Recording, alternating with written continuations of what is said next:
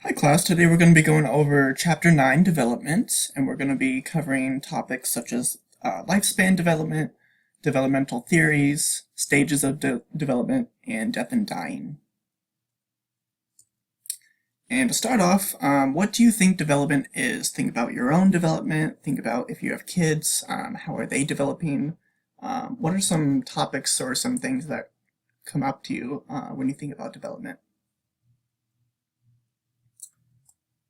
Development is a scientific study of how and why humans' thinking, feelings, and behavior changes over their entire lifespan.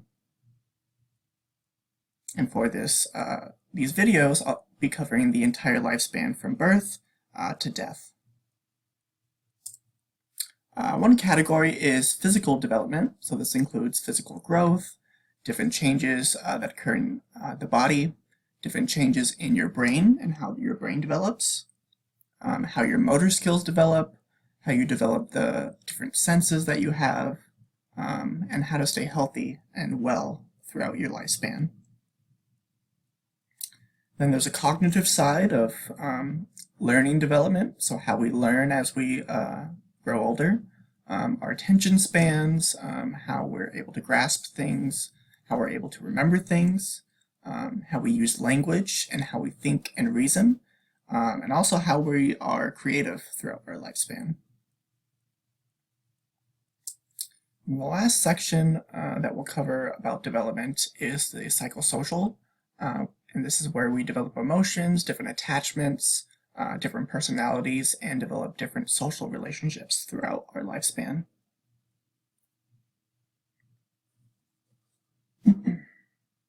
And as we begin to learn about these different theories of development, some may follow more of a continuous development. Before I begin that, I just want to make sure that children develop at different rates, but we can track and compare their development to others through different developmental milestones. So they say these two babies are the same age, even though one is crawling and one is starting to walk. There's different developmental milestones or stages or continuous stages that these babies are still in. So it doesn't mean that one baby who's walking is better than the other. We all learn differently through these different developmental milestones. And so not all normative events are universal. So not all babies will walk at the age of maybe 1. Biological milestones tend to be universal. So biological meaning when your hair grows, when your eyes develop, when you start growing. And then social and cognitive milestones may have different differences depending on one's genetics, culture, and environment. Continuing this, talking about the continuous versus discontinuous development. Continuous development views development as a cumulative process, where it's gradually improving on the existing skills, thinking, and behaviors from infancy to adulthood.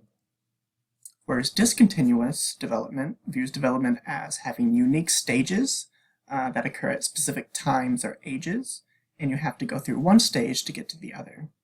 And this change is more sudden compared to the gradual change of a continuous development.